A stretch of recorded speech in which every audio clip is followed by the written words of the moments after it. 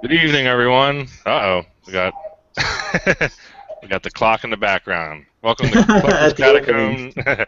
Welcome to Collector's Catacomb number 33. Sorry, everybody, we're on a bit of a hiatus there, but we're all back now. Well, most of us. Drew's still missing out in the wilderness somewhere, but You got hopefully, abducted by a UFO. yeah, hopefully we'll find I him, think so. and maybe he'll reappear on the show at some point. So, show number 33. I think, if I'm not mistaken, we're coming up on our 1 year anniversary soon. So, I mean, obviously, I wasn't around for the 1 year, but I think that's fast approaching. So, we'll have to make sure that we, Cool. make note of that when that show comes around. But, almost a year on the air. um, so, show number 33. We're gonna talk about some vintage items, some collectibles, some military, some this and that. I'm sure everybody's gonna have some items to share. Um, so my name is Erik. I have a Facebook page called Militaria Collectors of Delaware Valley. I collect Militaria from World War I through Vietnam, and I'm also a forum manager over at AlliedMilitariaForum.com. Be sure to check that out. And that's pretty much, my interest is Militaria, but I do collect some, vintage action figures and things of that nature. So we're just going to do a round table and let everybody else introduce themselves. The Albatross, if you would like to kick it off next. Oh, well, let's see, where can I kick it off to? My name's Brian. I am the Albatross. Name subject to change because I am going to be trying to form a business here soon. Yeah, we'll discuss that some other time. Sell on eBay, Amazon. Well, actually, I put stuff up on eBay. Not sure about selling it. That's part of our collection. We have our eBay collection. I got one of those too. Yeah, there you go. That's key. The key thing is you have to actually sell. You have to actually sell. And it's prominently displayed. You can go to the website. You can see all my stuff. Nice in a collection there. For those with those problems, if you have a cast on your arm, we can keep it dry. There you go. Yeah. Maybe that's what we should do. We should just show our stuff as our collection one night. We'll just show our eBay items on Yeah, there you on YouTube. Go. So in this collection we have, we'll just go through each one of ours. You can keep your cast dry while you're shaving too with a hot bath. Anyways, I'm going to be here watching for the questions out there and throwing them back here so these guys back here can answer the questions from those people out there. Yeah. All right. Stuff like that. So I'm going to kick it on over to that way, I think. Dan. So which side am I on? Yeah, it's always different. It's different reverse, from us. That way, right? It's different for us than what they're seeing out there. Yeah, there you go. Yeah, to your right. I'm to your right. Okay. Hey everybody, I'm Dan at moralstuff, moralstuff.com. So we're back, man. We've been gone for like a month, and I have a lot of stuff. You can pick up a lot of stuff in a month. So it was like my big thing today was like, wow, what am I going to show? I've got some cool things and some changes that I've made in my collecting stuff and whatever, but I'm glad to be back. And it was kind of cool because while we were off, I was posting some things on the page and Facebook, and I got some comments after, hey, we miss you guys. Hey, we miss you guys. So it's like, it was kind of cool. Now it wasn't, maybe 2 people, right? Okay, so that was cool. But it was kind of nice to know that there's, people are watching. They appreciate us and they're here. So hey, we're back. Hopefully we can keep this going again. So I think there's one of those people who said that they missed us right there. Yep. Well, we had. We'll do some shout outs to some people on the message board here. So we have Thrift Daddy, who was first to comment on the board. We have Berta Bell. We have Mike Warren, who I just became Facebook friends with tonight. Hi, Mike. We have Angie at Treasured Vintage. We have the Swamp Picker. And I see a new name here. I've never seen 2 Meow. Yeah, so that's a new name. From upstate New York. Yeah, new viewer there. So thank you everybody for tuning in live. We appreciate it. So tonight's show, we're going to have, as Dan said, kind of an eclectic mix of items. It looks like he's been saving up some things, and he has some mystery items too that that he kind of foreshadowed on the Facebook page. So, Dan, why don't we kick it off with you, and feel free to share All some right. finds. Have at it. Well, first, what I'll do is I'll just talk about some of the things I got. So remember, I'll start this with if you remember, I posted a post, and it was what's in the can. So I got this can. Gosh, it's been over a month ago, something close to a month ago. So I was going to show it on one of the shows back then, and I think you'll be kind of surprised, and we'll show you that. I'll show you that. I'll talk about that when I get done with my little segment here. Okay, so you guys know we talk about Star Wars stuff. I showed you a lot of the new stuff I got. And about in July, what show was it? 18? I think it was our show 18. I posted that. No, I can't remember which one it was. Show 18, I was telling you about, I had taken, when I went to Comic-Con, I took two of my Star Wars in to get certified. And I got them back. It took 4 months to get it done. So basically, I got. I don't know much. This is my first time getting things certified, and so just a little bit about it. So I sent my Star Wars #1. This is the 1977 first Marvel Star Wars comic book. It's not a reprint. There were reprints, and you can see up here, we talked about that in that show. I think it showed it on number 18. It's printed reprint here, and there's some other signs that you can tell about whether it's a reprint or not. But this is one of the first edition ones. It came back an 8.0, which I'm okay with, because I got this in a box lot of comic books, so I didn't know who had them and who owned them. It's probably read and opened up, but it's in pretty good shape. So what this is you send these off to the certification, grading. What's the name of that? I keep forgetting the name of that company. CGC. Yeah, I just call it CGC. Yeah, that's CGC.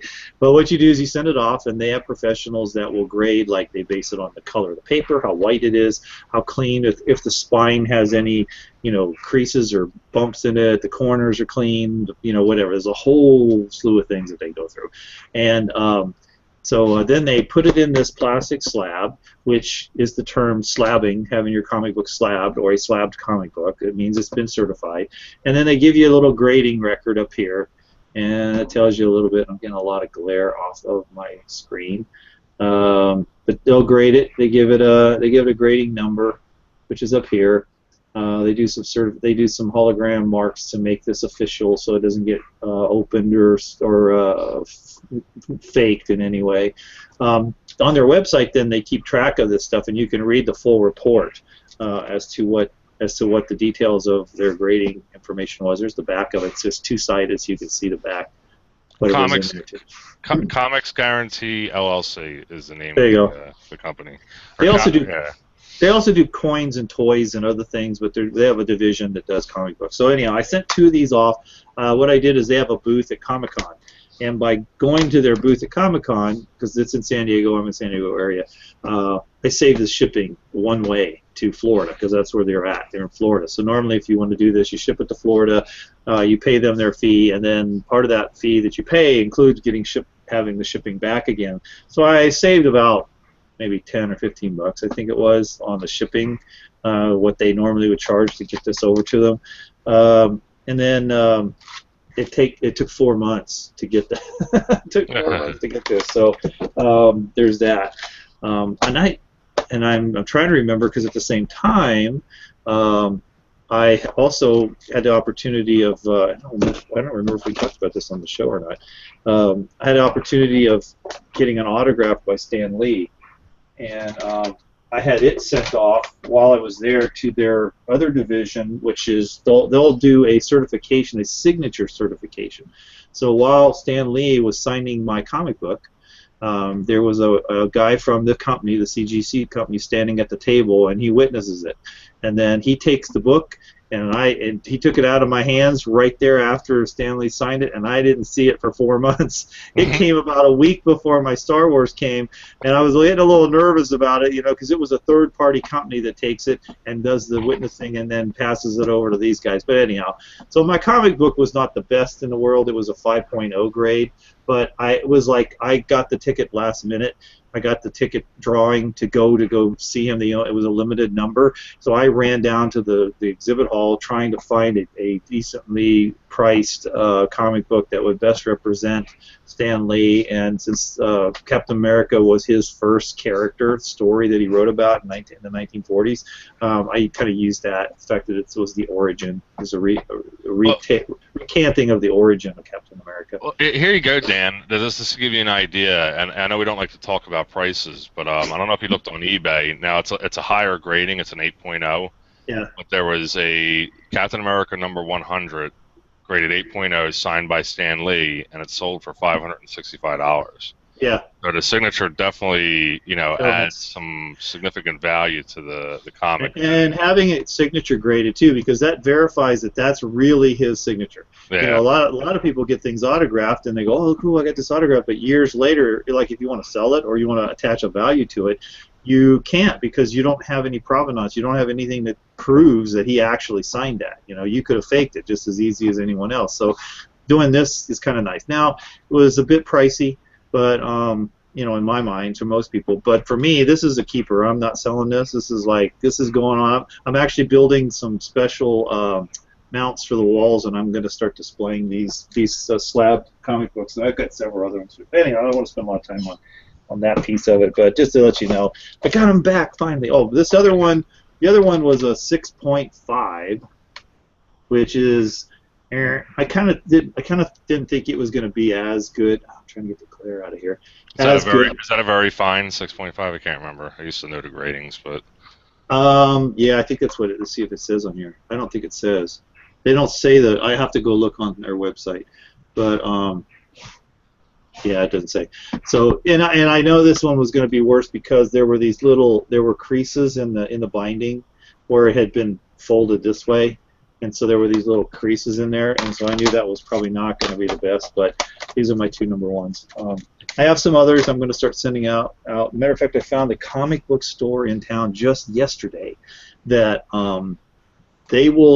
he charges the same amount as if I went to Comic-Con and handed it to the CGC people. This guy charges the same amount, and what he does is you give him your books, and he takes and he sends them to CGC in bulk. So it costs you less because you're part of a bulk order that goes in. So the shipping is less and everything. So it actually turns out to be about the same price as if you would have handed it to CGC at a show somewhere. So I might consider that, because I've got a couple. And just as another thing, as a matter of fact, where I just bought this from the guy at the store down here. This is the new Marvel comic book, Star Wars comic book number 1. This one came out, of course, because it's a brand new comic book. This one got graded as a 9.6. 9.8 is like the highest you see. They're probably 10 is unheard of. I've never seen a 10. I've seen them on eBay. I've seen them on eBay. I've never seen one in person as a 10. That's like right off the press into the slab. Yeah, I mean, I don't know how they do that. Yeah, you'd have to be standing at the end of the printing press when it came out and put it right in there.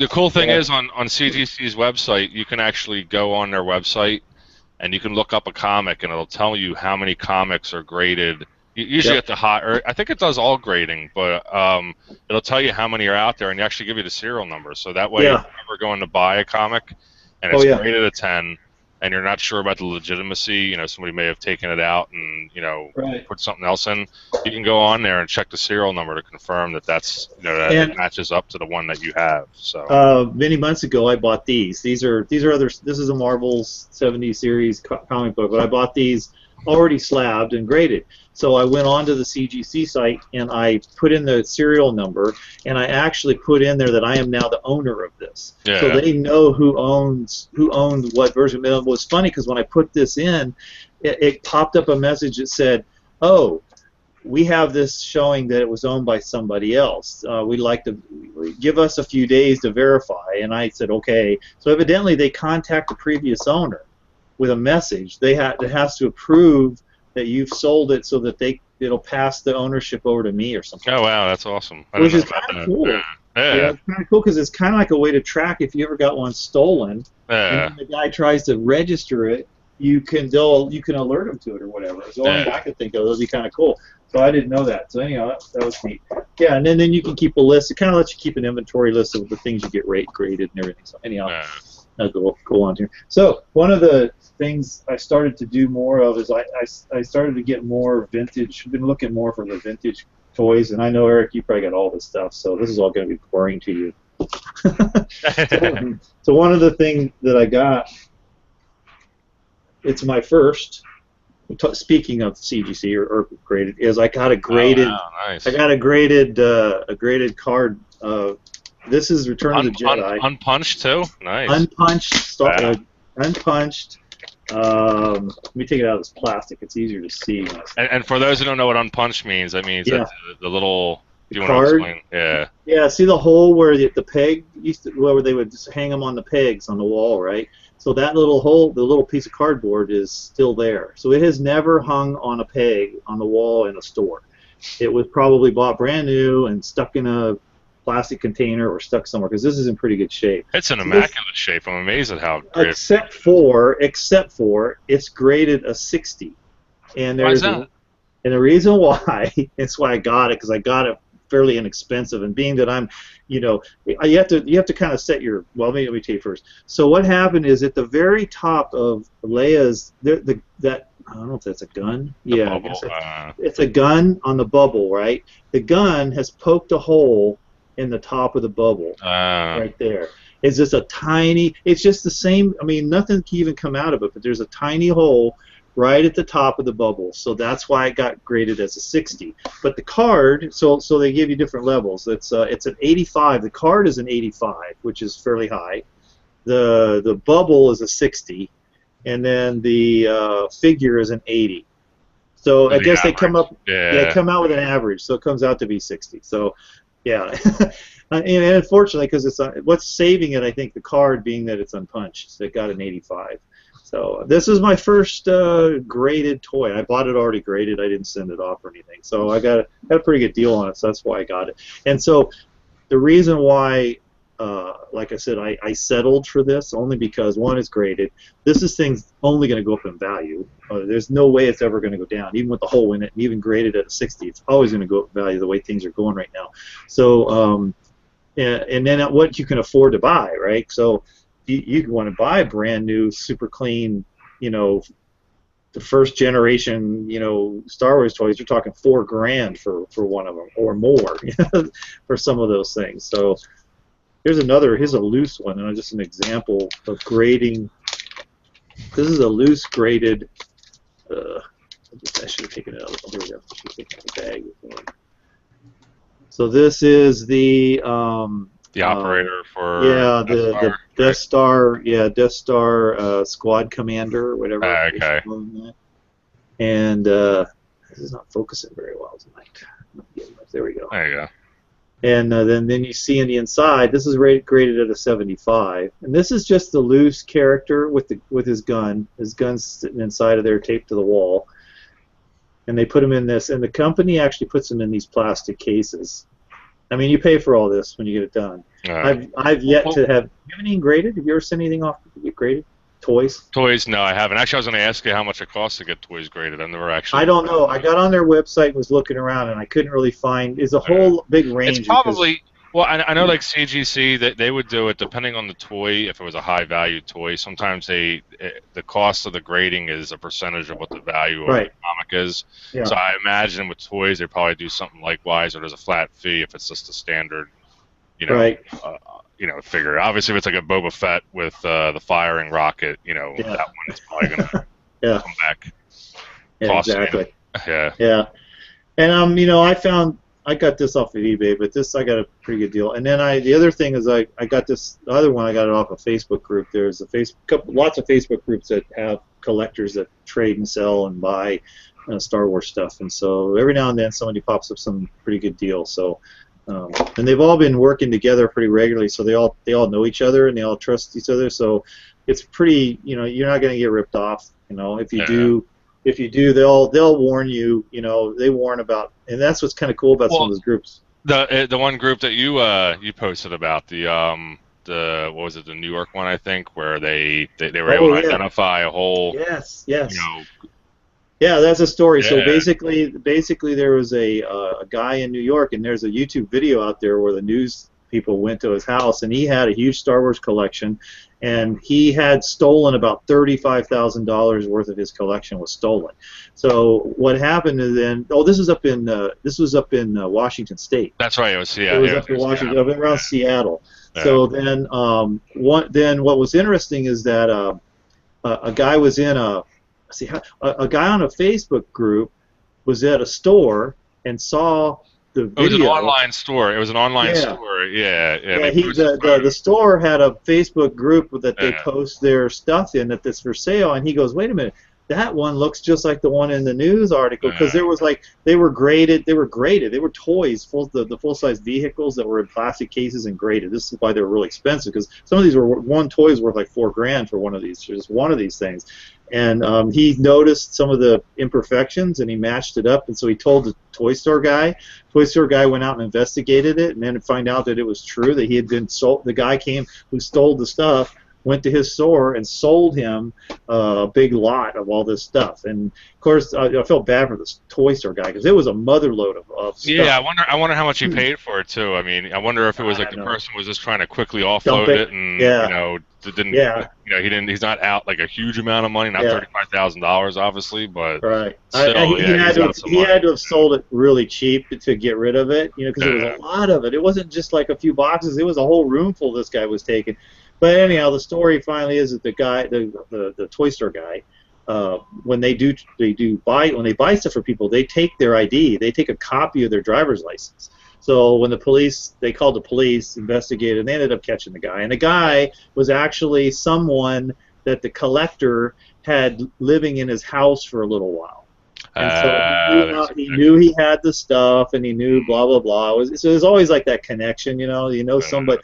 Not only just going to cold blindly walk in your house and steal $30,000 of Star Wars stuff like they know it's there. Yeah. But anyway, it was kind of a neat link, because the Facebook page people were the ones in the middle that pulled it all together, because they noticed the looking at the stuff that was really. So it was kind of a cool little story. Yeah, I tried posting that on my Facebook page. But anyhow, one of the new things that I kind of started getting caught up in, and I'd heard about this, and I don't know, I'm getting kind of crazy with it because I bought a bunch of them. The cards. So like these are the card backs for the toys. Now they're damaged because some kid ripped the thing out and was playing with the toy. Cut the UPC off. And this was the proof of purchase is gone on this one. But the thing to me is like, okay, so we got all these cards, and some of these things can be really expensive. I mean, some of these just the cards, depending on how perfect they are selling like for $300 or $400. Unpunched, and then there's proof cards. If you can get a hold of Kenner, they made proofs before they made the production cards, and so maybe some employee had a whole bunch of them and they sold them off, and so people are getting those, and people like those because they have some planned designs that didn't actually come out, so it's a little different. It makes it rare. Or they'll have a proof of the actual card, and then here's the back. This is the 12 back. This is like the first 12. This toy was from '77. It was like the first series of 12 figures that were made for the first movies. And then that's that one. And there's here's the this is a Return of the Jedi, and this is the biker scout guy, and here's Yoda from Return of the Jedi. I've been buying a lot of Return of the Jedi.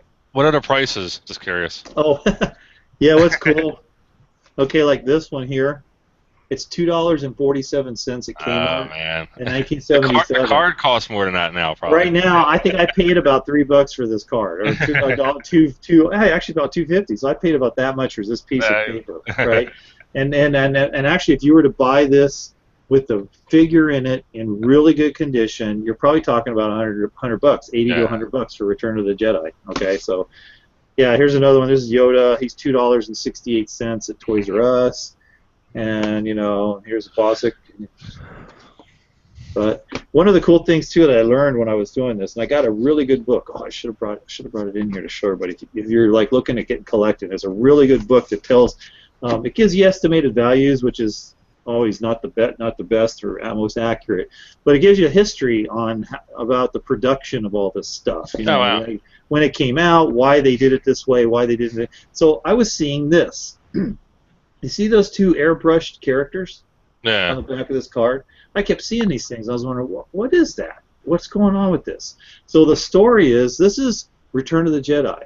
So they started to release Return of the Jedi toys before the movie came out. Okay, before the Return of the Jedi came out. What they wanted to do is not give away the new characters that showed up, and those two characters are the Ewoks. They didn't want to spoil the movie by divulging new characters that were in the movie. So all of the toys that got sold or distributed before the movie, they had printed the backs, airbrushed out the Ewoks. So here's is there more collectability if they're airbrushed off compared to not airbrushed off? You know what? I haven't found that yet. What's more collectible is whether it's a 65 back or whether it's a 71 back or whatever. Is that the amount of figures on the back? Is that what? Right. So that tells you the phases that they released the toy. So the very first one is, and I had it here, is the 12 back, and that's because it actually says the very first line at the very top. It says 12 authentically designed figures. So this is called the 12 back, and then you look at this is Collect All 65. So this is the 65 back. And they actually goes up through all of them. Let's see if I have any other up. 77, 71. Yeah, here you go. And this is the 77 back. But actually between the before the 65 there was a 47 back. And this is called the 47 back. And this is Empire Strikes Back. So this is like the second movie. So 47 back is around Empire Strikes Back. Dan, we got some questions. Okay. You want me to read them? Yeah, what we got? Okay, I'll read them. There's one from Meow, and he asks, where do you buy these cards? I'm getting these on eBay. And a lot of the stores, comic book stores sell them, toy stores sell them. It's basically however you can get them. Oh, I also got some off some of the Facebook pages. There's a lot of trading, selling Facebook page. So you can find them there. It's just, they're just called a card back. Star Wars card back. And you can search those that way. You can get them in lots. You can get them individually.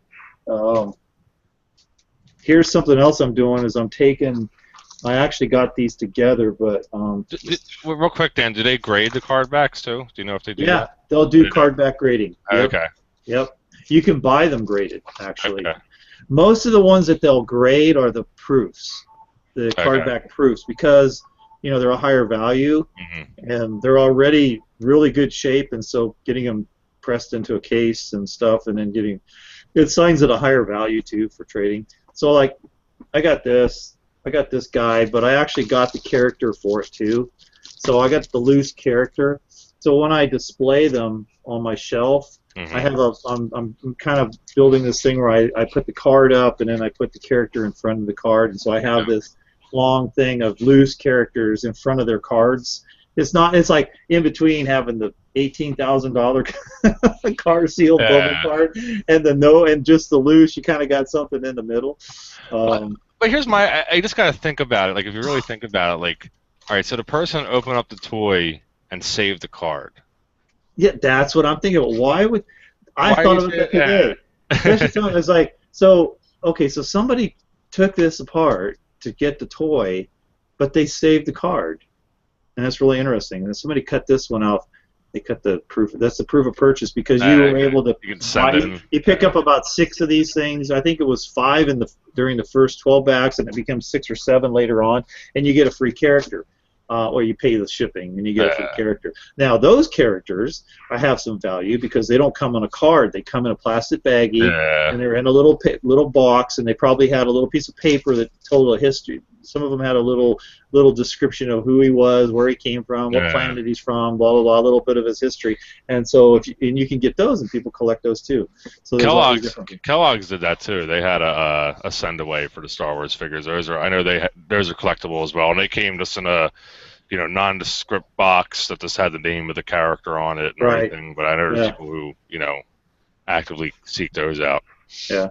So here I got a Luke Skywalker. Now, here's a Luke Skywalker card with the no, this is a 21 back. So this one came out after the first movie. So there's 21 in the set of the first movie. Yeah, it was real interesting how Kenner did that. They were late in, actually, for the first movie. They were late in producing the actual toys for the first movie. So what they did is they sold a collector's certificate or pack. You could pay, I don't know, it was like $7 or $8, and you bought this certificate that then you could redeem for the first set of characters that came out, and there were 3, I believe, or 4. They were not on cards. It was a separate. They were all separately, individually baggied in a box, and you would send off for them, and you get them after you bought it, because they were late in getting their production to get them out. Because nobody, and it was so funny. The history of that is that Lucasfilm approached many toy companies, Mattel, and all these other toy companies. Approached them all, and none of them would touch it, because back then action figures were still kind of rare. They were still kind of beginning. There wasn't a lot of, because people saw them as like Mego. Yeah, Mego still was doing. They're still dolls. Dolls, they called them dolls, and they thought, what? We don't want to make dolls. So Kenner was the one who jumped on it and went with it, and they're the ones who made probably a ton of money on these guys, right? Oh yeah, here's some. I see my cards. Okay, so there's that. I think you got some more questions too, Dan. Sure. Bernabelle asked, so is it best to leave the tags on? I think she's talking about the price tags. Price yeah, because if you pull those off, it's going to rip the paper. Yeah. So it's okay to leave the tags on there. I've seen some really high value figures go with the price tags still on them. So it's kind of a given. You know that it was that way. Oh, by the way, this one you notice is unpunched. Nice. I just saw that one. Yeah, to leave the tags on them. Now, another thing is, let me show you this. It's called. They'll put offers on the front. I don't know if I have a stickered offer. Hold on. Thought I saw one here. I have one on a full. I guess not. So on some of them, if you start browsing and looking through this stuff, there'll be a sticker, a round sticker put on here, and it'll be an offer. Hey, collect 6 proof of purchases, and you'll get a free stormtrooper or whatever it is. So a lot of collectors prefer that. Now there were a lot of the toys sold without the offer, and there were some sold with the offer. Well, the ones without the offer tend to be a little more pristine and a little cleaner, and so people like those better without the offers on there. Okay. Now, one more thing. This to me is the coolest thing. This to me is so cool. I don't know how rare it is. I've not found too many of them, but so this was a mail-in thing from Kenner. It's a poster. It was put out for Return of the Jedi, and it's just a poster that has a listing of all of the characters, all of the action figures, and just down here it says 79 action figures, collect all of them. And I just got this not too long ago. On the back, though, is a Star Wars Forever nice kind of poster. But this, I'm gonna have this framed to put in on my collection room there. I think it's kind of cool. I think I've seen another one of these for the actual first 12. I think they're the first 12 characters that they made a poster for those too, and that one was going pretty pricey. The one I saw, so it wasn't too bad, but kind of cool. Kind of something different for the collection. That's not a toy per se. Looks like it's in good shape too. I'm seeing quite a few that sold, Dan. There are quite a few that sold on eBay. Yeah. They're around. And I was just taking a quick look on my phone for a little while. looking up G.I. Joe Snake Eyes graded. And the 1985 one is like $3,500. Oh, yeah. Well, Snake Eyes was a collectible figure too. He was a popular character, and I'm still looking right now. There's a $3,000 one graded. Wow. That was sold. So our best offer was accepted, but yeah. That was, I know the Snake Eyes. See, I used to, when I collected comics, I used to get a Wizard magazine, and it was kind of like the monthly magazine for comic books, and it would kind of talk about upcoming storylines, and then it'd have a grading in the back, and they would do toys, and that was right around the time I was collecting, is right after the G.I. Joes, and when they started becoming collectible, the old Marvel figures, things like that. So I always remember the Snake Eyes one. That was just always, even a sought after one, and this was back in the 90s. It was still sought after and highly valued. Obviously now it's just with eBay and everything, it's clearly going through the roof. I mean, I'm looking at ones that are carded and not graded, and they're selling like the $500 range, which is just insane when you think about it. But he was a coveted character. He was kind of the coolest character on G.I. Joe, in my opinion. I think a lot of people would probably agree to that too. So, since you got it on a computer, try Storm Shadow, his counter brother. Yeah. I don't know if he fetches as much. Yeah, he's graded. He's getting like 1/3. He's around $600 for an 80 grading. He's hovering around that. Below 600 even graded. Carded, not graded. He's looking around $400 or so. It's funny. It's just sad when you think about it. I mean, these were all the toys I played with, and they're all thrown away. I know. even when we were looking at Joe's Transformers, I'm just remembering all the Transformers that I had and played with, and seeing the ones that he has and what their worth is now. But you can't look at it like that. As a kid, you're just like, oh, this is cool. It's fun to play with. Who would have thought that years from now would be valuable? And that's why even today, like, I save packaging for stuff, just knowing that, hey, maybe in the future it's going to be, worth something. Like, if my kid gets a toy or whatever, like Legos, I buy him the nice big Star Wars Lego sets, and seeing how some of those sell, the prices, like, for an example, I think like the first Millennium Falcon, you're talking like $3,000-$4,000 for the original, for the Lego version. And so now I save all the packaging for that, just in case one day it might have some value. We could think back to whenever me and my brother, we'd be taking apart Han Solo's blaster just to get at the little motor in it. Yeah, exactly. Yeah. Well, here I'm going to tell a quick story. It's kind of related. So I used to collect comic books, and one of the series I started collecting early on was The Walking Dead. So I think I got into it around issue 5 or so. And I wound up picking up all the back issues as well. So I wound up having the complete run from #1 up to, I think I stopped reading it right around 73, but I'll still pick up the graphic novels. I don't pick up the actual comics. So I started getting into military collecting, and then I had my first child was born, and all the comics were just stored in boxes sitting in my, what is now my son's bedroom closet. And so I came across a nice piece of military, and I was like, oh, what am I going to do with all these comics? They just sit in a closet. I don't really get to display them or do anything with them. So I found some guy on Craigslist who would buy everything in bulk, and I went to him and I said, I have all these comics, give me a price. And so he was more interested in like the Silver Age and earlier stuff, and not really more of the modern stuff. So I wound up selling the first bulk, which was all the older stuff. I got a good deal on that. And then I went back to him and said, look, I need to get rid of all this modern stuff. And, he really wasn't interested. I'm like, look, here's this set right here. I'm like, this is an investment for you. I'm like, it's The Walking Dead. They just announced on it that they're going to be starting they just announced that this show is going to be coming out. Like, this was even before, like, right when they just made the announcement that they were going to be doing the show. And I was like, it's going to be valuable soon, trust me.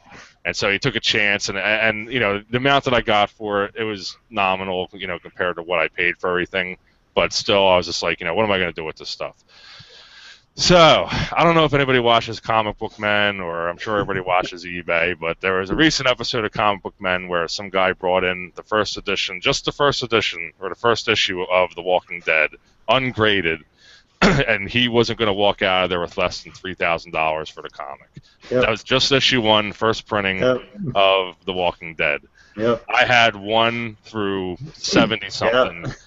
Everything between, even. Yeah, all were just read once, and I was over 10 of it, and everything was put in bags and board, so it was read once with no creases, put into the bag and board, and then tucked away. I've looked at what they saw. Every now and then I'll go on eBay and look at what they sell for as a lot, and I'm just like, my biggest mistake ever. But you don't know. That's the thing. You don't know. You know, these things come in trends, and I didn't think it would ever get to the value that it's gotten to now with respect to the comics. But because I was that same way. I was that same way with Walking Dead, because I remember going to Comic-Con when they announced that Walking Dead was going to be on, was it AMC or whatever, whoever was doing it, right? They were going to have a TV show. So, and I thought, you know, you could still pick those up pretty cheap just before, even after they announced it, you could still pick it up pretty cheap.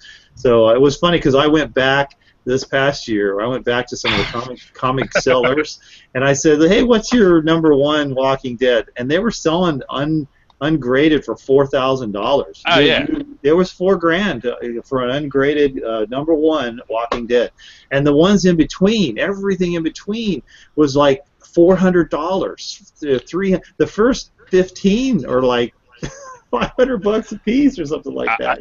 Here's an example. Walking Dead. Now this is a 9.9, so you're not going to get any better grading than that.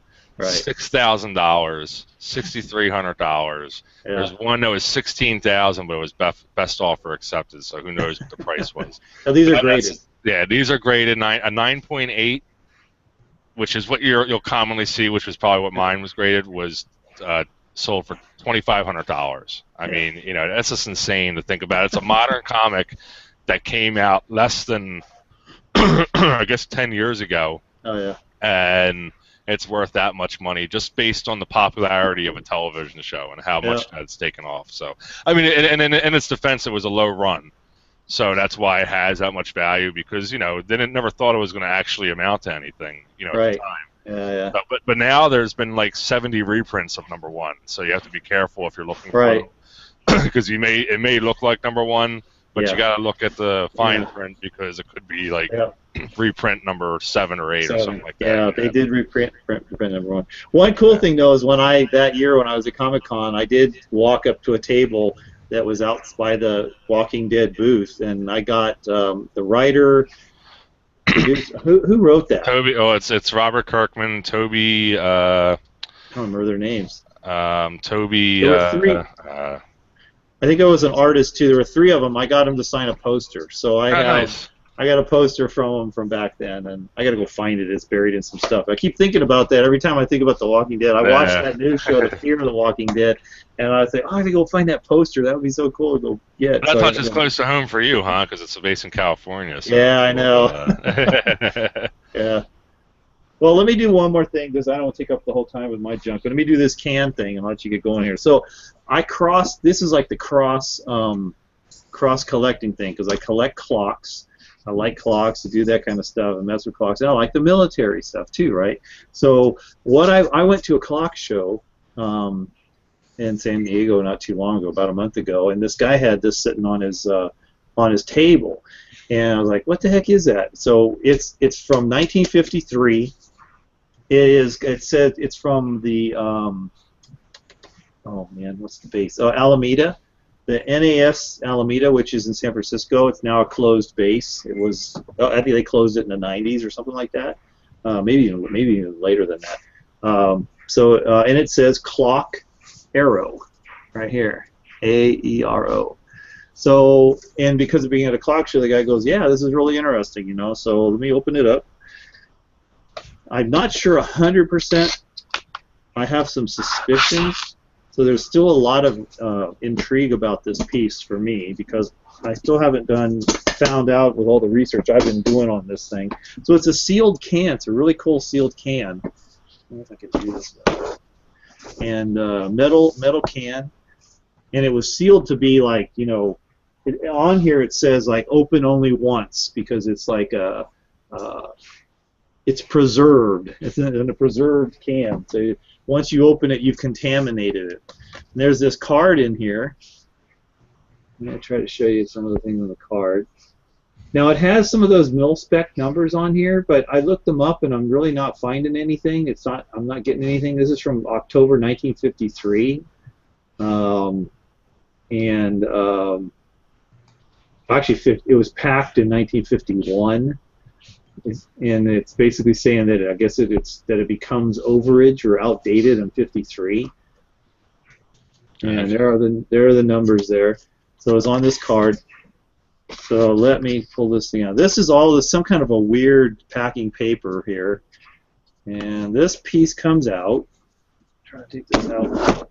This looks like a mini one of my water / bathroom cans. I showed on the previous. Yeah, that's true.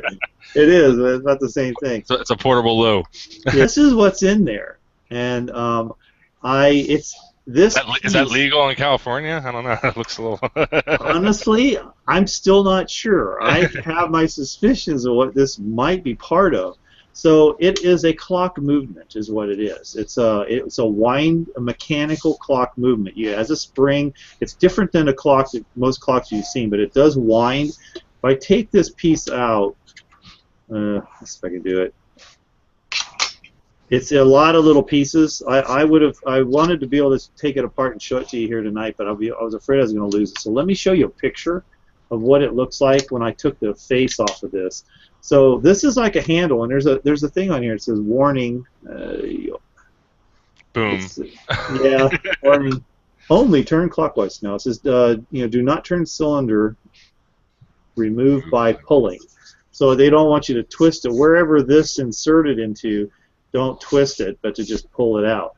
So on the back side is this plate, and I took this plate off.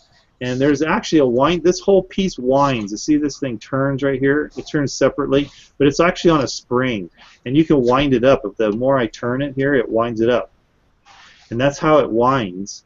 So you must turn, when this is mounted, this thing you turn like this to wind. Now, let me show you what was in it. Let me get my pictures up here. Let me share my screen real quick. Screen share. And I'll just do the entire screen. Show you here. Oops. Let's go there.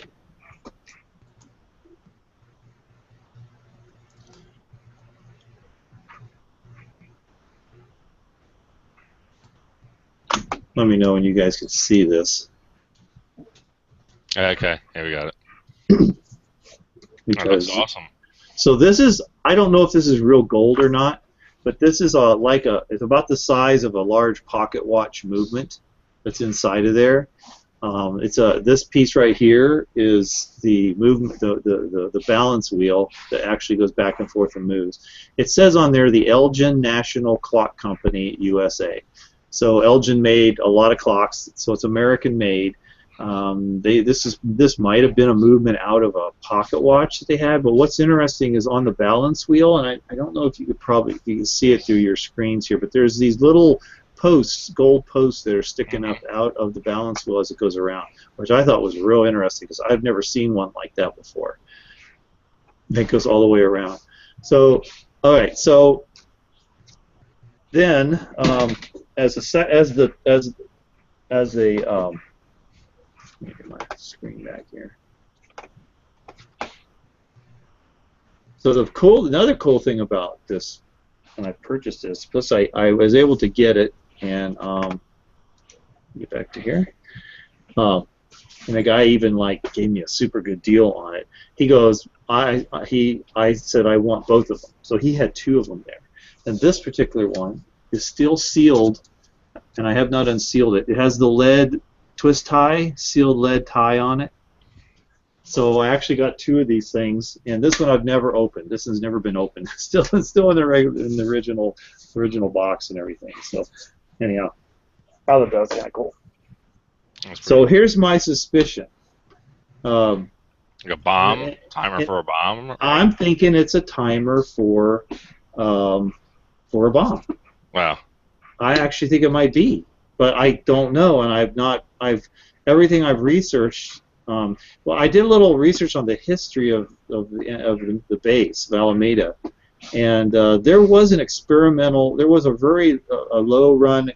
They only made like 2 of them, and it was a transport of kind of a fairly large jet transport plane that they based there for about 3 or 4 years, and they were doing it to run experiments with, and it didn't work out the way they wanted it. And I'm gonna say, was it a jet or was it prop? I think it might have been a prop. It was like a big 4-engine plane. It was huge, and it may have not worked out. It didn't work out the way they wanted, so they scrap piled it. But it was there, and it was maintained by the base. The base maintained these things, and I'm just wondering, maybe this is connected to that somehow. Yeah, that'd be pretty cool. And I don't know how somebody out there who can figure that. I mean, yeah.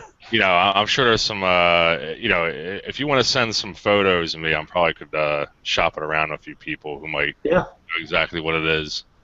Well, I'll probably go put it on the site. Yeah. And put it on your site and see, and put it on some of the military sites just to see, because it's interesting. Interesting piece, especially if you're a clock guy like me too. So I got this kind of military clock tie in here, and I'm just kind of wondering what to do with it. But anyhow, so that's what's in the can. Everybody's wondering what's in the can. Which we still don't know what's in the can. We still don't know what's in the can. We know it's got a gold watch in it. That's about it. And I don't know. I should test that because I don't know if that's real gold. That might be. Yeah, absolutely. Probably worth more weight in gold than. Yeah. Have you turned the lights out to see if it glowed in the dark? No, I haven't done that yet, and it's not been ticking lately. So. Dan's gonna grow a 3rd arm. So okay, well I could probably go on, but I'll let you. Oh, you know what? Can I show one more thing because I have a question about this? I guess. Go ahead. This is like something that I don't know. Maybe somebody somewhere will, and I'll just do it really quick. So these are cartoon cells. There was anime. They're anime cells. This one is. She looks almost like a Sailor Moon type character. That's what I was thinking, but I know it's not because I looked it up. Yeah, I did too. I did a Google image search on all of them to see if anything popped up, and nothing. That almost looks Dragon Ball Z-esque. I put this on the thrifting board and asked questions about it, and I got some people saying Dragon Ball Z, Sailor Moon, but Dragon Ball Z, all the characters' hairs are spiky. All the male characters have spiky hair. None of them matched. I used to say list all characters for Dragon Ball Z, and I got this whole line of character pictures. I have yet to find out who this is. Now here's one. This is an anime butt flying through the air, but there you go. That's probably tame when it comes to anime, to be honest with you. Yeah, I've heard. Yeah, they censor a lot of that when they brought it to the States. But so what I have here too is the drawing. What you see underneath is the actual pencil drawing. That's pretty cool. And then this was laid on top of it, and it was painted color. So, but I'm trying to figure out what the character is or what the show is that belong to these guys. This one's kind of cool. I like this guy battling. But where'd you find these, if you don't mind me asking? I bought them at a local auction here. Okay. It was one that I got. I actually picked up some Dungeons and Dragons manuals too. Oh, okay, cool. I got a bunch of those. But the guy had this stuff, and I got it for cheap. And I said, well, I love the cells, but I said, if I do some research, hopefully I'll figure out what this is, and it might be worth something. I mean, clearly it was using something if they have the cells, so that's a good indicator. I mean, yeah, the guy was an estate for a collector who had collected a lot of comic book stuff.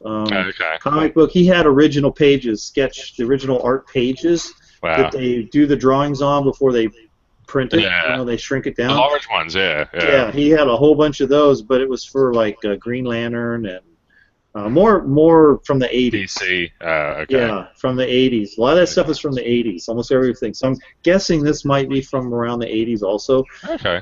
I don't know what anime existed around there, so. Well, the girl also, like, the visor kind of reminded me of Voltron. That's kind of the first thing I thought when I saw the visor that she's wearing, because the character's over her eyes. Yeah. Goggles or whatever. But then the outfit's Sailor Moon-esque, it's a combination of kind of. But then again, a lot of the anime to me, I. Kind of looks the same. Yeah, exactly. Yeah.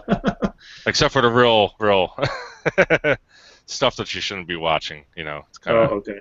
yeah. Not that I watch it, and I'm not saying that as though I do watch it to say that I don't watch it. I do not watch it. Now just say trust me. Yeah, there you go. Yeah. Trust you. Okay. So I'm done. Cool, Dan. Thanks for sharing. Have to make up for 2 months or a month of being gone. Yeah, exactly.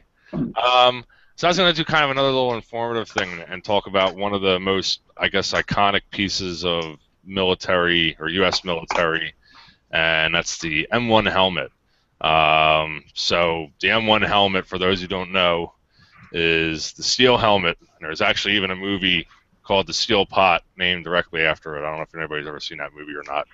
But yeah, this would be, if you think of, you know, World War II or Vietnam, you know, this is kind of what you remember. You know, Forrest Gump, which I was just watching the other day, he's wearing his M1 helmet with a, you know, a camo cover on it, and you know, pretty much every World War II movie you see, you know, somebody's got one of these bad boys on. So I figure, you know, this is probably something a lot of people to see out at flea markets or even yard sales or things like that. So I thought I'd kind of, you know, it's a very very scientific collecting area because there's so many variations of it. I mean, the M1 helmet was used from 1941 up until the 90s even. I mean, you know, we were already transitioning over to the Kevlar helmet, but there were still some areas where you know, they were still using the M1 helmet, you know, maybe for parades, things like that. So it's just hard, you know, you could look at it and say, well, I guess that looks like a World War II helmet, but it could be a Vietnam helmet. And that can mean, you know, a big difference in what the value is too, or even the collectability. So this right here is a World War II M1 helmet, and the way that you can tell is, you know, a couple ways. First and foremost, you have these loops, and I'll try to get close here so that you can see. So these loops here where the actual chin strap attaches to. And the way that you can tell is that the loop is actually fixed to the bail, and it's called a fixed loop. So when you see a fixed loop on a helmet, you can pretty much guarantee that it's a World War II vintage helmet. And further to that, it's actually an earlier World War II helmet because they used the fixed loop only from I guess 1941 through 1943, 44 is when they made a transition to a different loop style. Another thing that you can look for is on the front of the helmet here, there's a, let's see if we can get that. So there's a little seam that you see right here. I don't know if that you can make that out or not. Oh, yeah. Yeah, so this would be known as a fixed bail front seam M1 helmet. So the front seam with a fixed bail, definitely World War II helmet. And then what they eventually did was they changed it up a bit, and you might be hard to see on this. Yeah. Real quick, focus the camera on you. Not your camera focus, but the box. Oh, okay. Well, because it keeps jumping around. Gotcha. Okay. So this is a later helmet, and this is still World War II, but it's a swivel, or this is, I'm sorry, this is a, I grabbed the wrong helmet. I sure did. Sorry, fellas, ladies. There we go. All right. So this is a World War II helmet, but then they switched it up and they changed the location or the type of loop that was used. So this is called a swivel loop, and you know, they modified it so that it was kind of a little more flexible. And it actually, you know, is kind of on a hinge, and it moves around so that you can adjust the chin strap to, you know, where it rests. The other thing is they move the seam to the rear of the helmet, which you'll see here if it focuses. 1 second. Of course, it's not going to focus. Well, in any case, there's a seam on the back here. You might be able to see it there. You can see that little divot there. So that's the rear seam. But the way I know this is a World War II helmet, because actually they made this modification. This is what they used up until the 80s and 90s, the swivel loop with the rear seam. But helmets were made by two manufacturers during World War II, McCord and Schluter. And so this is a Schluter helmet, and Schluter only produced helmets during World War II. And the way that I know this is a Schluter helmet, and I'm probably not going to be able to show this to you guys, but there's actually a little S that's imprinted on the front of the helmet here. And what I'll do is I'll probably do a screenshot just to show you guys where it is. But let's see if it focuses. So, no, of course not. So what I'll do is I'll show you guys. I have a screenshot here that I can share with you. So Schluter manufactured helmets during World War II. McCord manufactured helmets during World War II. That was the other big manufacturer. However, they also continued manufacturing helmets post World War II. So the things you want to look for a World War II helmet is fixed bales, a seam in the front, definite World War II, fixed bales or actually swivel bales with a seam in the front, World War II. But once it's swivel bales and seam in the back, now you're kind of getting a little bit where you have to do a little more investigation. Look at the maker. There are actually lot numbers on the helmet that can help determine the age of the helmet and when it was manufactured. So there's a lot of factors. The actual texture of the paint used on the helmet is another indicator. And World War II helmets always had they used cork in the paint, so pieces of cork to give it that textured look. Post World War II, they started using a sand texture, and that's what you typically see in Vietnam era helmets. And you can definitely tell the difference between the two just looking at them. So that's the shell. That's just one component, and then every M1 shell comes with a liner on the inside. And this is, the great thing about the M1 helmet is it's versatile because one shell fits all, one liner fits all, but each liner comes with a liner system inside of it that is adjustable so that it can be fit to the wearer's head. So this is a World War II liner, and again, one of the ways to tell for certain is this little hole that's in the front here. So every World War II shell, and then some produced immediate post-war, would have this little hole in the liner here. If it's missing that, you can almost guarantee that it's a post-World War II shell. The other way you can tell is by the inside and the shade of the webbing material. So you want to look for this kind of khaki colored, and it's actually a herringbone twill material that's used for if anybody's familiar with fabrics, that's used for the liner. So that, those are the two indicators you want to look for: is a hole in the front, and this was used pretty much to mount like a rank insignia for an officer or something like that. And you want to look for that light-colored webbing material on the inside. And then on the interior dome of the liner, there's actually a maker's mark, and you can use that as a way to determine age as well. Some makers command more value than other makers, but we can go into that later on. I just wanted to kind of do a little introductory thing with this. So this was an early to mid-war to late-war liner. That's the webbing material that they use. And there's other little intricacies that you can look for to determine age, just the components and, when they changed them out and things like that. This is an early war liner, and they actually use rayon material for the liner webbing. And you can see that bright color of the material. Let's see if we let that focus real quick. So you can tell that it looks different than the other one. It's got this actually shows the true color. The rest of it's kind of dirty, but it had that really light color there. And obviously the material is rayon material, so that's another key indicator. So that herringbone twill. So those are just some ways that you can tell. And then as you get later on, just to give you an idea of what some more recent liners look like in helmets. So this is a Marine Corps cover for the M1 helmet. So obviously I showed you some other World War II ones where they had a netting. You typically saw that with Army. The Marine Corps had their own style, which they used this during World War II and continue to use it in the early Vietnam as well.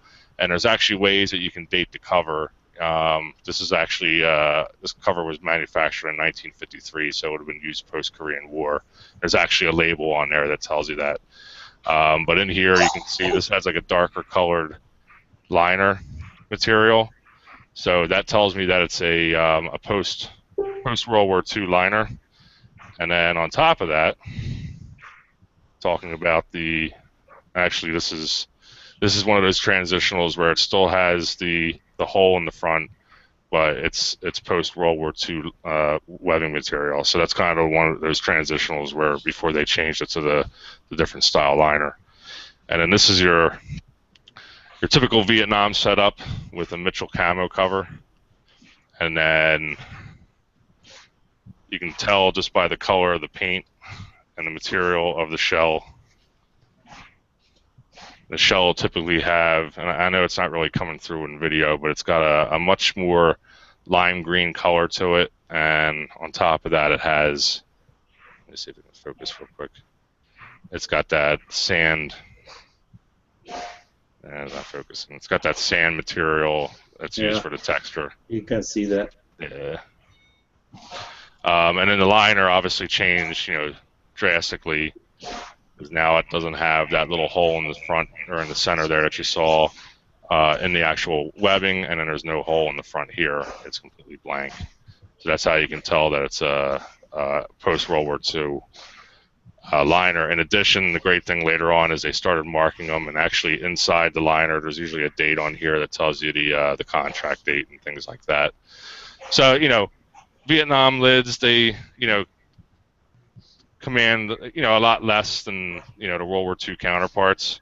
So I just thought it would be an interesting thing just to show you, how you can differentiate between the two. Obviously, this is a Vietnam shell, so it has, the swivel bail like we talked about, and then on the reverse here, the seam is in the back, not in the front. So that's how it's a post World War II. Plus, that the color scheme, that sand texture on the shell itself. Now, one thing, just to throw you for a loop too, that's just the standard, but with the military, nothing's standard, and things were reused. So you may find, you may look at this and say, oh, well, that's a Vietnam helmet, but you want to check under the, look under the hood, to say the least, or, for lack of a better term, because sometimes you'll find a World War II shell lying underneath, the camo for a Vietnam helmet, because the military, if it wasn't broke, then continue using it until, it's reached its life expectancy.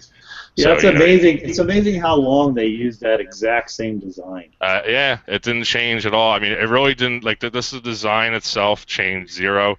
The only thing that, some people who are hardcore M1 helmet collectors, they can look at the profile of a helmet and tell you if it's a World War II helmet or if not, because World War II helmets had a, kind of a higher dome profile compared to the post-war ones.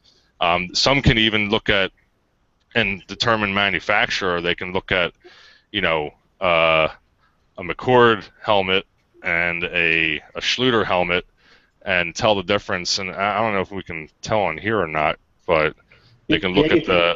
You can kind of see how one is a little higher. Yeah. So sometimes they can look at the profile and just determine based on that, oh, well, that's a McCord shell and that's a Schluter shell, which I can't do. I'm not that, sometimes they just all look the same to me, so I have to take everything apart and reading method figure out which is which. Okay, I got a question to throw at you, Eric. Yes, sir. You covered two of the, well, let's say a war and a police action, whatever you want to call it. What about Korea? Was there any change in between those designs with Korea? No, so during Korea, they actually pretty much used the same. They pretty much, I mean, so Korea was so soon after World War II, they didn't really go back into the design process. So they basically just used up whatever was available from World War II. So you didn't see too much new gear issue. They were still using World War II shells and liners. You might see some slight changes to the liner system. The one thing that they did introduce, which I really didn't touch on because I just didn't want to, overload everybody, but they did change the chin straps. So you'll see here they have what's called it's called a T1 system. So it's basically a clamp that attaches to the loop, and that way, if the The old versions, the chin straps were actually sewn onto the loop, and here's a World War II version. So they actually had a bar tacking where they sewed it on.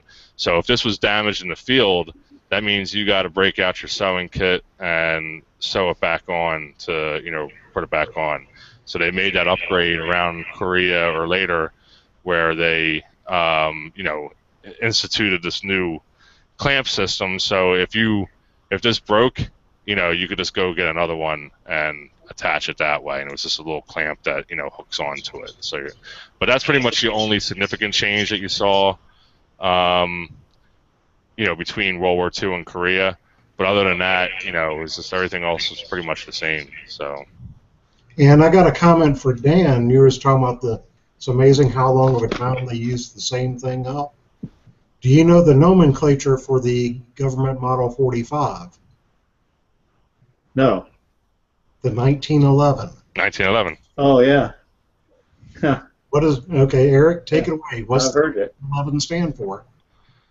Well, that would be the patent year that Colt filed his patent for that model. 1911, that model. That design, yeah. Yeah. And that's the same design they used throughout the war and still use today. And Marine Corps just actually, that's what they're using now as their sidearm of choice is a Colt 1911. In MP school, I was actually trained on the 1911 and the 9mm Beretta, the M4. Okay. M9. That happens to be my favorite firearm is the 1911. It's my firearm of choice. I love the trigger pull on it. Oh, there you go. Look at That's right over here, right in the chat. that. 7th used the liners. We did. We were a field station. We didn't use the liners. They did a lot of the stuff with the 287th liners. I have a buddy who has one of the first issue Marine Corps, that were issued to civilian purchase, 1911s, and he loves it. He loves it so much that he doesn't want to shoot it because of its collectability, because it was a first run, that he wants to pick up a second one so that he can use it as a shooting gun. Mm-hmm. Me personally, I use I have a Colt government model that is my range gun. I love shooting it, and not to get into specifics, but my carry gun, or my soon-to-be carry gun, is the Colt Defender, which is a small frame 1911.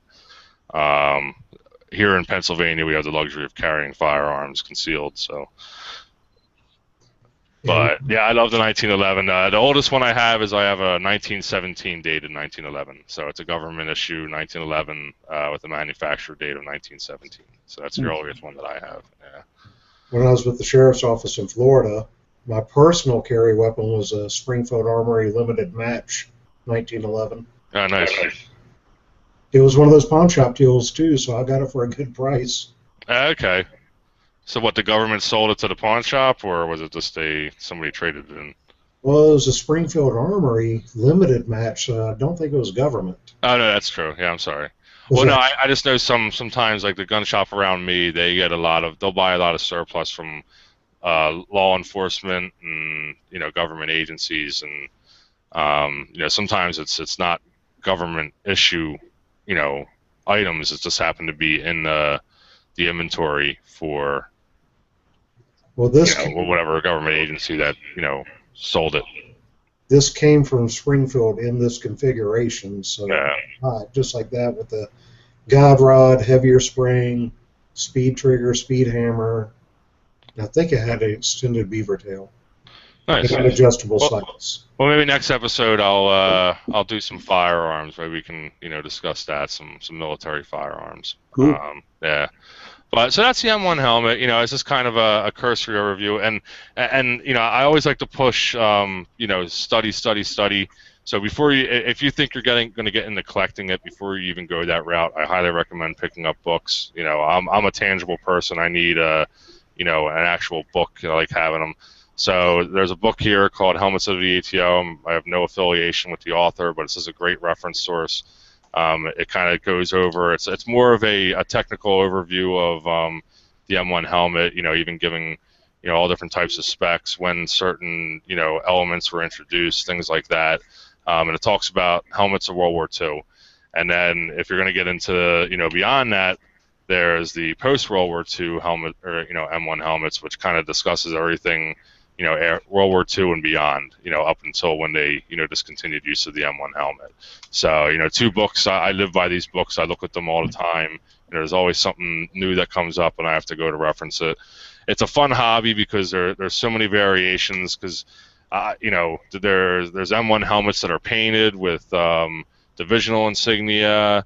They're named. They have, self-added camouflage, things like that. So it's just an endless, collecting area, and some of them can be extremely collectible too. And by collectible, I mean valuable at the same time. So, it's just a fun little area of collecting. And no matter, I'm sure everybody on here and everybody out there listening, I'm sure you've been to some show or flea market, and you've probably seen one sitting there, and you just hadn't any clue as to whether or not if it's worth what the people are asking for it. But hopefully this will kind of give you an idea of how to differentiate between World War II versus Korea and Vietnam, etc. So Now, one thing I picked up during our little hiatus, if the camera lock's released now, I could show it. Yep, it's released. Okay. Now, in my thrift shop, I could pick up softback books for 50 cents. This is softback. This is the 2012 price guide for antiques and collectibles. Nice. Okay. 2012, no big deal. It covers everything: pottery, jugs, stoneware, plates, comic books. It's got a good broad range of things, even back into somewhere back here. Little golden books, perfume bottles, records, sterling silver. I'd be interested to see how much of a variance there is. I think it's a good reference. It gives you a sense of what the potential value can be, and like for identification. Oh, there you go, World War II. Yeah. I wonder how much of a variance there is from actual sales today, just even in 3 years' time, compared to when that book was published. I'm not even really looking at the prices. It's more for a reference guide to... Yeah, I want to get these pictures in my head. Right. So I notice stuff and pull out my smartphone. There you go. Perfect. I like to do. Well, I like those books, and I have a whole stack of for all kinds of furniture, antique toys, antique everything, because not so much for the value, because they were originally published to give you a value. I don't. It's different now. So, but I'll see something, and I want to find out what it is. Well, if I'm honestly, Mr. Google, he hasn't gone very far with image searches. I mean, you can't they're matching colors, they're not matching design in most cases. So, so what I can do is I can look at a piece of furniture, and then I have this book. If I buy a piece of furniture and I want to find out more about it, or I find a toy, I can go through there and find it, because my brain's doing the searching. Right, it takes a longer, but I can find out, at least get the name of it. If I get what the year it's made, what the model name number is, or whatever, then I can go into Google and put that in there, and then I'm going to see more. But that's what I use books for, and I have a lot of. Real quick, let me show you my book, because this is the one I was trying to tell you, but I ran off. Okay, cool. This one here, you can get them for like $20 or less, sometimes less. All over. This guy, he's put this together, and it's super cool. It's all the figures from 1977 to 1985, all Star Wars figures. It's got the very beginning, the very first. It's got a description of like what all this stuff means. What's 12 back, 65 back? What's MOC? What's MIB? That's like, because it's mint in box, or mint on card, mint in box. There's all the abbreviations, all the things the terminology for what you're going to hear about this, and then it starts. Let me find it here. I've been using this a lot, and I'm trying to keep it clean, but I have a feeling I'm going to have to get another one pretty soon, because I'm pretty much wearing it out. So this was, I was telling you about the early bird package. So the early bird package was basically the certificate that you could get. Maybe too bright. Too dark. Someone. The certificate that you would get, and you mail it off, and then you'd get this little box that had 3 characters in it. And so this was for the very first movie, the very first thing. But anyhow, it's got some neat, tells back history on actually the character itself, Oh, cool. Because there was backstory written into all the characters. You just don't maybe know all of it from the initial movies, but there's like what planet they're from, why they left their planet, or why they're together with this person, why they're traveling, and it's all that kind of stuff in here, as well as then just the variations. Like this is like the coveted Luke Skywalker. He has a telescoping lightsaber, which is one of the first 12 backs, right? So he's like one of the more valuable ones. And then here's that's a double. Is that the double telescoping you said? Yeah. And then there's the different variations in the colors and the hair colors and all this. It's the same model, but they painted it differently. So it goes through all of that, so you kind of get an idea, of all the different variations. And then he has values here, which are actually, this was printed. I think it just got revised. Yeah, 2014. So prices are fairly close for values on here. He gives you the loose price, the price on the card, whatever. So that's a good book. I got this one. I think the key point too is this: there's so many resources out there, and like Brian was saying, that's a nice big book there that covers a whole myriad of collecting areas. And it's a good source to have with you, just if you're out in the field, just for identification purposes. Because there's, depending on what you're doing this for, whether collecting or for resale, I think that would be more applicable for resale. Usually, collectors they're focused on what they want to buy, But from a reseller standpoint, that's a great resource. Because I'm sure Brian, you're out, at a thrift shop or whatever, you can just pull that book out real quick and say, okay, I have a general idea what this is, but like Dan was saying, Google searches are coming up fruitless or things like that. At least you have this kind of reference guide to, pull it up. And then, obviously we have specific ones where, like the Star Wars, where you have a focus there, and now it's going to go more into depth of, what it is, and things like that, what little nuances, different variations, et cetera, et cetera. So I know I'm a strong believer in print and having reference guides and things like that. Online is great, but sometimes it's nice just to be able to pull out a book and look through it and find the item that you're looking for. So yeah. Well, the book that Dan has, I actually think I've seen it at Toys R Us. Yeah, they probably. Last year they made it was kind of a limited printing. I think they made it in hardback, the first edition that came out. But they just did a reprint of it, I think, last year, and boom, it's like everywhere now. So I got mine off of eBay. I paid like $17 for it or something. I'll be picking one up. I Yeah, didn't even know it existed. Yeah, it's worth it. It's really, really, really cool. I would like just to read through it. I wouldn't even. Oh yeah, for the, that's what I've been doing. I started at page 1, and I'm starting to read all this stuff and going, wow, that's cool. It's got a lot of backstory to all the stuff and history to what's going on. And awesome. Or if you ever just in a Toys R Us or something, look through their book section, because that's where I'm pretty sure I saw that book, and they have some different ones. Well, the company that publishes this, Kraus Publications, they do this one. They do a whole series of these books I'm seeing here, like the Mantiques book and the Antique Collectibles books. So this is what their specialty is. Mantiques. I'm gonna have to get that book just because of the name. Mantiques. Antiques. That's what I have on my booth. My antique booth is I call them antiques because it's mostly guys stuff. Who's the author, Dan? Mark. You said Kraus, or you said Kraus. Yeah, if you go to krausbooks.com, Krause, krausbooks.com. The retail one's like $27.99, but I would go. You go on eBay, they're selling for $20 or less. And Mark Bellomo, Bellomo. I'm looking on eBay. I'm not having any luck here. Really?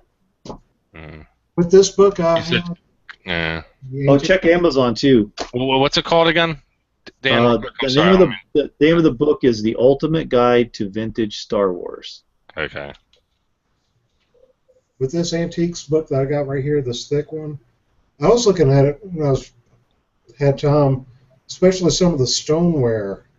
They will have the descriptions of what marks to look for, who the maker is by the mark. Oh, wow. You'll have like a reading section like that. Brian, somebody asked, what was the picture you were trying to show out of your book? Were you trying to show a picture? Yeah, It was World War II, right? Yeah. Oh, it was yeah. Somebody was I asking was that. showing off like a desk, and there's some furniture because you were talking furniture, like Yeah. different coffee tables or whatever. Oh, cool. Look at that one. Yeah, that's what I mean. You know, you'll see that, and you'll buy it. You know, you get it at a garage sale for $5, and then you say, you know, this looks really special, and you just browse through there, and you find it there, and you find out it's a mid-century modern something, you know, and it puts a name on it that you can then either for resale or for just to know what it is and to find out the history of what you got. Like this section of glass, right back here, it starts breaking it down of Carnival glass, company histories of the Fenton Art Glass Company, Northwood Glass Company, Duggan, Diamond Glass. It's not as in depth. Yeah. It's broad knowledge and enough to get you in trouble money wise. So. And how much did it cost you? 50 cents? I'll say. I mean, it's got a sticker. Where am I? I gotta look at this. Apparently, somewhere was selling it for $3. The thrift store that I got it from, I know their pricing. Softbacks, no matter how thick, are 50 cents. I'm sure you'll see a nice return on investment for that. You know, just Hardbacks are $1, so a hardback this thick would cost $1. This cost me 50 cents. Nice. Go figure. Well, wow, we went through a lot of stuff tonight. Yeah, yeah. Yeah, like even a cast keep from getting wet cover and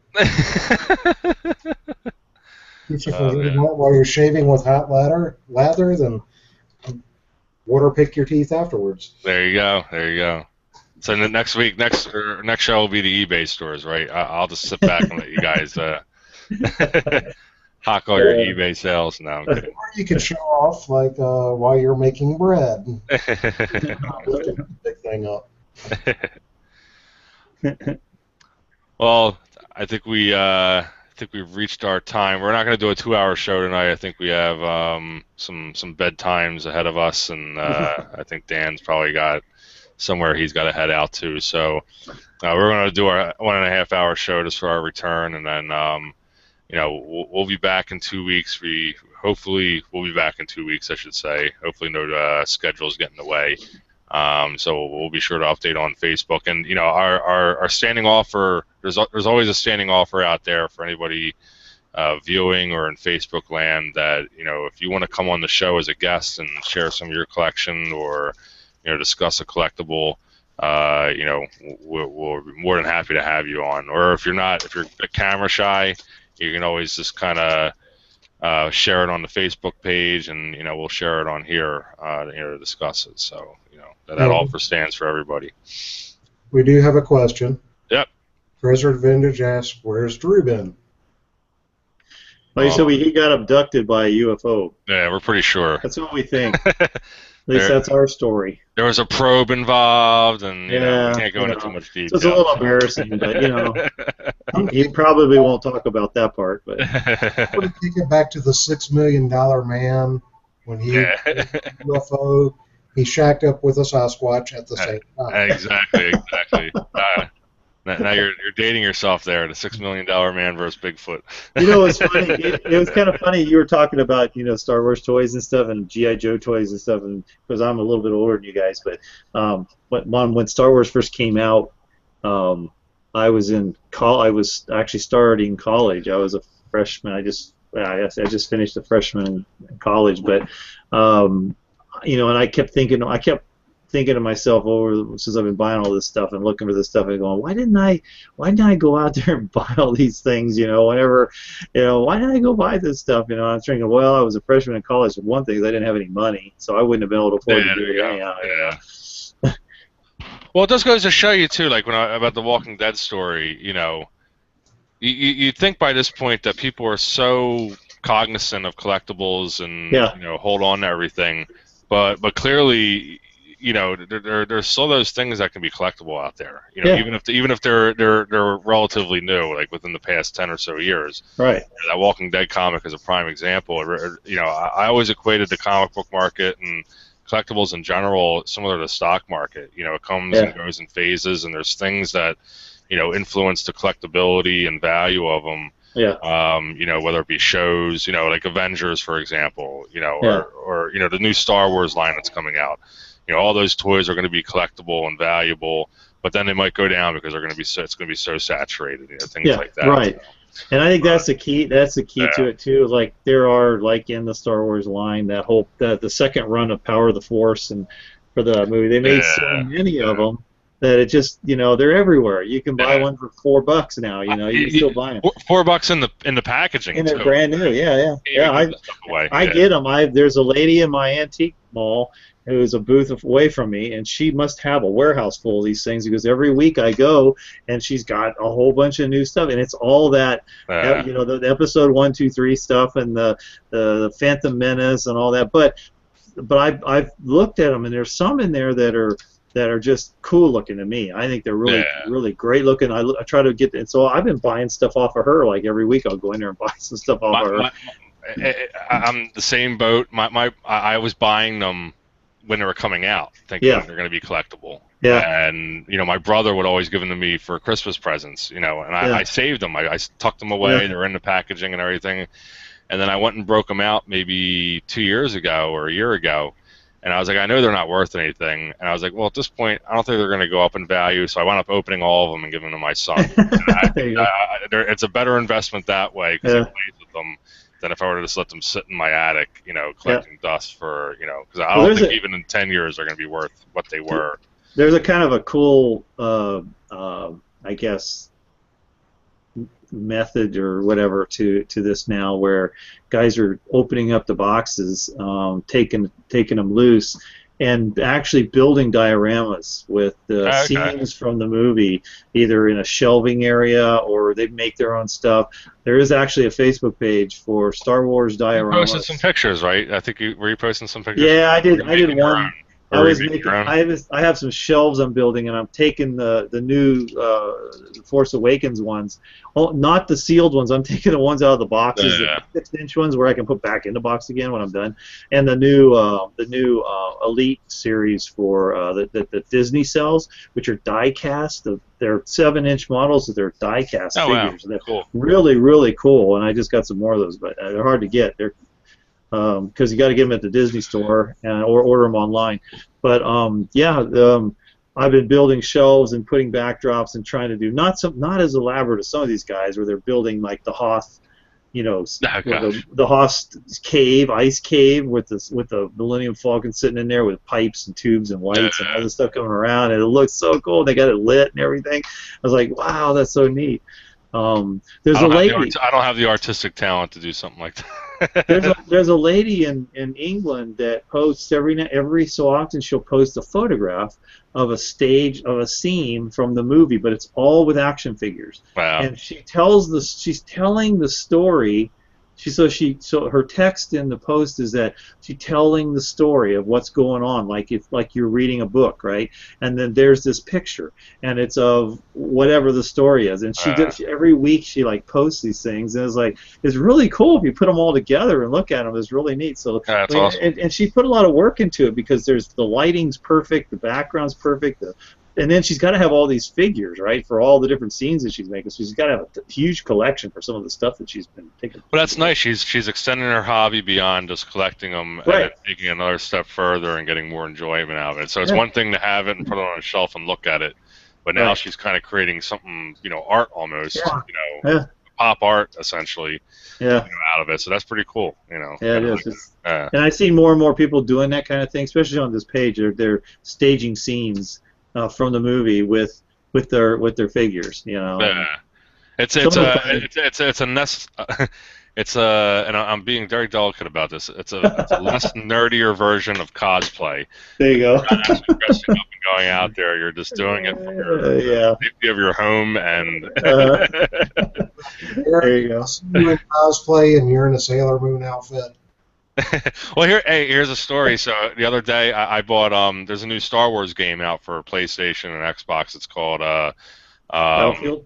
Battlefield, yeah. Battlefield, yeah. So I pre-ordered it, and I get a call from my GameStop, I guess the day before, saying, we just wanted to call and remind you that, Battlefront comes out tomorrow. I'm like, well, you didn't need to remind me. I've been waiting for it. But she's like, we're gonna have food there, and food will be free if you're dressed in character, because they were doing a midnight release party. And I'm telling my wife, I'm like, well, what should I wear? I would never do that. I wasn't that pumped to get there and dress up, but I was there the next day, obviously, to pick it up. Yeah. I went to a midnight release party. But it's just funny, even something as simple as the game, people are getting so wrapped up in it. And, my daughter and I have this battle of who's going to see the movie first. Yeah, we ordered I went online and was trying to get tickets to the local theaters, and so I think I'm actually going to I'm going to be in the movie when she goes into her movie. That's how close we're within a half hour apart from each other. Well, is she East Coast or something? Is that why? No, she's in like the Nevada area. So, and I'm on West Coast. But her time when she's going to see the movie, because I'm going like on the night of the 17th, which before is when they start opening at like 7:30 at night. And I think she's going. She's going to get to go in at it's the same time zone, so she's going to go in at like 8 or 8 something. So I says, well, darn, I can't. I'm just going to start texting you everything I see while you're in a movie. Oh, wait till you see this. Just pirate it on your phone and stream it to her on. She goes, no, you're not. I'm going to turn my phone off when I go in a movie. I wanted to get tickets for three more showings, all one right after the other. I wanted to go see it that night, then go to the next one and go to 3 showings in a row. Well, here's the thing. There's a theater around me, and I think my brother might be doing this. But I was at a camera shop yesterday, of all places. I'm getting some 8mm film developed, or transferred to digital. Yeah. I'm wearing a Star Wars shirt, and the guy, it instantly started a connection between me and the guy behind the counter. But he was telling me that one of the movie theaters, not too far from me, they're doing they're starting with episode 1, 3. they're doing a marathon. They're doing a marathon all the way through to. They're doing a whole chronological, the whole historical order in the theater. I'm just sitting there like, I don't know if I could do that. That you're essentially going to be in the theater for like 18 hours watching. You would be, yeah. We have one that's doing that here too. One theater's doing that. I looked it up to see, well, gosh, when do you got to start? That's like almost being there for 2 days. You got to sit in there and watch movies, man. Absolutely. I don't know if I could do that, because you just figure between breaks in between and all that stuff. That's a long time to be sitting there. Don't get me wrong, I would do it from the comfort of my home. Yeah. I'd do a marathon like that, but I don't know if I could go to a theater and sit there and do that. The cost alone, just in popcorn, I just did that. It took me 3 days. I just did that. With the Star Wars, or what were we watching? With Star Wars. Oh yeah, okay. With how I watch TV, I went back to the original one, Luke Skywalker. Then again, just like the order they released them. Oh yeah. Well, there's whole theories out there. There's websites where they actually talk about the correct order to watch them in. So like there's different orders that you can watch it in to make it more enjoyable, and it's not necessarily chronological. Like almost like where it's like a flashback type thing. Like you start with episode 4, which is the original '70s one, and then you jump ahead to like episode 1. And it's kind of like, or I think they don't even do episode 1. I think episode 1 is they jump right to episode 2. So it's almost like a flashback type thing. And then you do episode, then you do Empire, and then you go to Revenge of the Sith, and then you go to Return of the Jedi. And it's almost like, you know, you're watching it as, you know, here's what's happening, and then it's a flashback, and now here's what's happening, and it's a flashback, and then here's the end of it, you know. And so there's like all these different ways that you can view it, and you know, where it's more enjoyable. But they always keep number 1 out. They always keep Phantom Menace out, just because it's, you know, you can. On top of that, Jar Jar Binks. Yes. Wait, there's a whole theory about him, which I'll get into in a second. I've seen that theory. I'll also watch the Christmas or holiday special. The holiday special. I have that on DVD. That's horrible.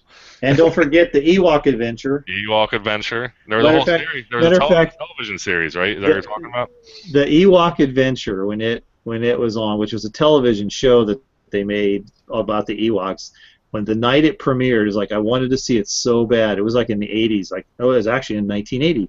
My wife, was in labor with my daughter, right? And this show's on, and I have my VCR going, and I'm recording it on VCR. So I'm going from watching it, and I'm running into the room with her, the bedroom, and she's like, doing, you know, okay, well, how close are we timing? And then, okay, watching the Ewok Adventure, making sure the record. I go back in. Oh, man. I remind her that every time, every birthday. I'm sure she reminds. I'm sure your wife reminds you of that every time. Oh yeah, she was like, "Could you pull yourself away from the Ewok?" Oh man. Yeah, so there's this whole fan theory that Jar Jar Binks was the Sith Lord. He was but I won't go into it too much. Feel free to look it up online. There's little secrets and hints there that he was kind of running things and was the cause of the creation of the Empire in a sense. But okay. Yoda said, "There is always a master and an apprentice." Always. So there was Senator Palpatine by himself. Yeah. Hmm. So was Jar Jar came from the same planet as Jar Jar. Yep, he did. He did. Yeah. Naboo.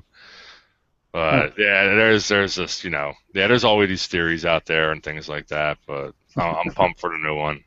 Yeah. So all right, I think we digressed enough. We've nerded it up too much now.